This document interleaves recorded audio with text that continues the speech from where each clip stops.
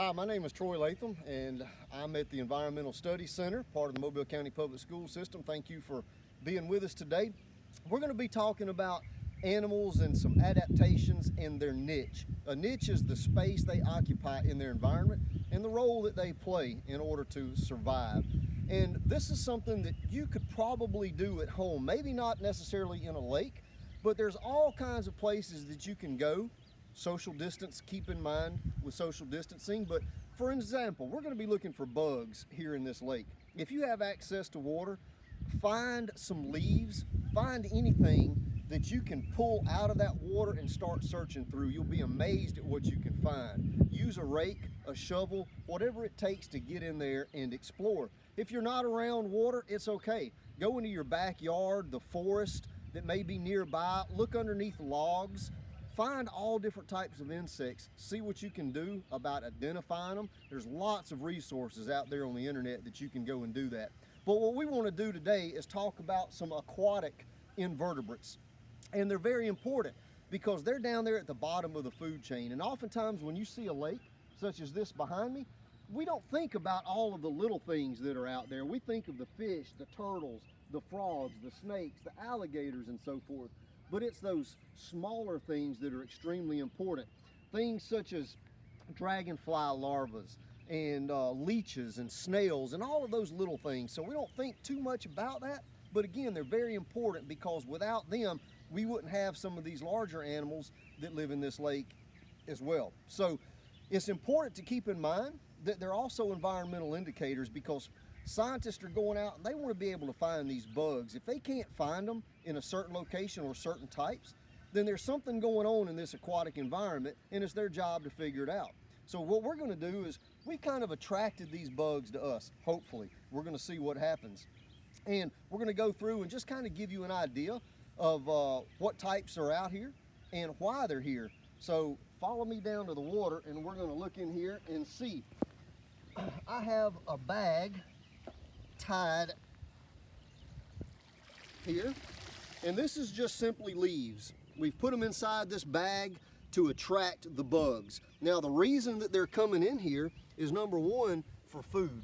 They can find food in here, whether it's a dragonfly larva or any other thing, they can find food in here. Also, it's habitat. There's not very many places out here for certain bugs to be able to hide. So if they've got leaves, they can get up in these leaves and they can become camouflaged and they can avoid predation. So that's very important for these types of animals as well. We're going to go ahead and move it to the table and open it up and see what we can find. And this is where science gets really interesting because this is hands-on kind of stuff right here. And it's a little muddy and a little nasty, and it has a little bit of a smell to it, but it's okay. It is not gonna hurt us. And as soon as I can get this bag untied, sometimes that knot gets a little bound up there, but it's coming out.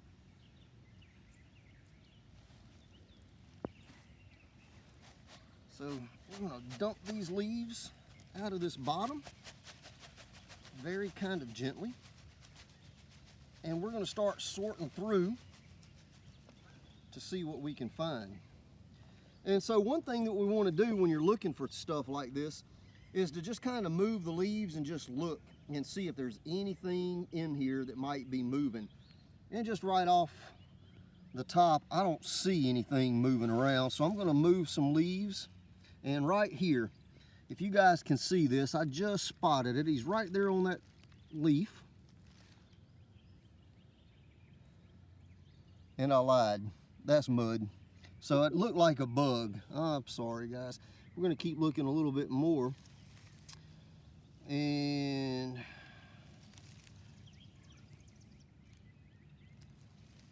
I'm looking.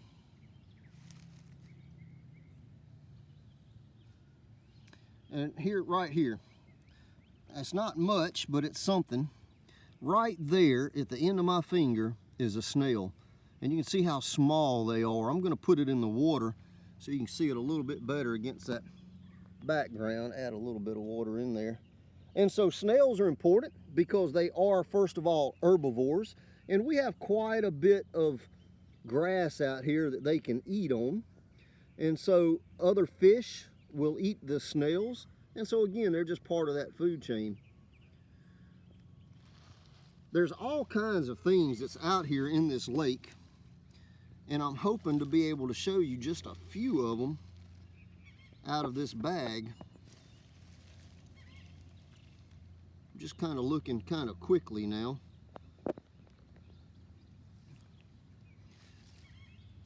But this is what happens, boys and girls, when you're out looking. I mean, you may not find anything that just jumps out right off the bat, and you have to keep searching and searching. And right here, here's one of the things that I was looking for. That little guy right there. I'm going to set it in the water. And so that is a juvenile dragonfly, a dragonfly nymph, as we call them. And I'm just going to kind of look. Oh, I right off the bat found another one. And so there's two of them in there. And I saw a worm, but I lost it. So there are worms in here as well.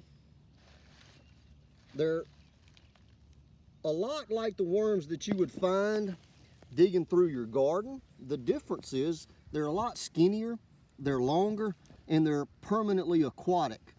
And since I'm digging through these leaves and I don't see one, I'm going to talk to you guys about these worms. Here's one right here. It's a different type of worm, but I mean, you can barely see it moving on that leaf right there. If you can kind of see him moving there. So I'm going to put it over here in this water and see if it comes off. And actually he's right there. So worms get into these leaves and they're very good at decomposing this stuff. So these are decomposers. And if we didn't have worms and bacteria, here's another type of worm. It's a different one. Actually, if I don't lose it one. See, once you start slowing down and just looking real close, all kinds of things start to pop out. That's called a midge. And that turns into a mosquito-like bug. A lot of people confuse the midges with mosquitoes. But anyway, back to the worms. They break down these leaves, and if we didn't have the worms out here along with bacteria, then all of this stuff would just accumulate in the lakes, the rivers, the streams, and that would be a problem. So we have to have decomposers. We have decomposers in the water. We have decomposers on land. These dragonfly nymphs that we see right here, juvenile dragonflies. The adult dragonfly flies around this lake and she drops her eggs. Those eggs hatch and they turn into these that you see right here. And there's different species of dragonflies and some of them look different than others. But these guys are carnivores. They go around eating on these worms. They'll eat each other. They'll eat other types of juvenile bugs that are out there. The interesting thing about these dragonflies is they'll live in this lake 3 to 6 years, depending on their species. But then, when it's time to go through a metamorphosis, think of that term metamorphosis and what it means. It's a lot like the way that a caterpillar turns into a dragonfly. So these crawl out of the water onto a blade of grass, a twig, whatever it may be, and then they transform into the dragonflies that you see flying around. Once they make it out here on land, they're only going to live about 3 months. Again, that depends on the species. So they spend most of their life in the water. If you think about all of the insects that we have on land, a lot of them start their lives in the water. Mosquitoes, the midge, dragonflies, damselflies, mayflies, certain types of beetles. There's all kinds of things that are out there. So when we pollute our aquatic ecosystems such as this, then all of these things can die. And when these juveniles die in the water, that interrupts the food chain. But it can also interrupt the food chain on a small scale here on the terrestrial land as well. So we want to be careful about what we put into our lakes, what we pour down storm drains, just lost our bugs there, and the plastics and garbage that we throw out on the road, because all of that stuff makes its way into a lake or a stream such as this. And this lake dumps out into Halls Mill Creek, which runs into Dog River and ultimately Mobile Bay. So whatever we do here affects everything downstream all the way to the bay. So keep that in mind. Keep in mind that, again, you can go out and do this on your own, whether it's at a lake at your house, a stream nearby, or even under logs around the forest. Go out, explore all of these interesting insects, and you can learn a lot just from observing. But keep in mind their niche, where they live, and that's important as well. Thank you guys for watching. See you next time.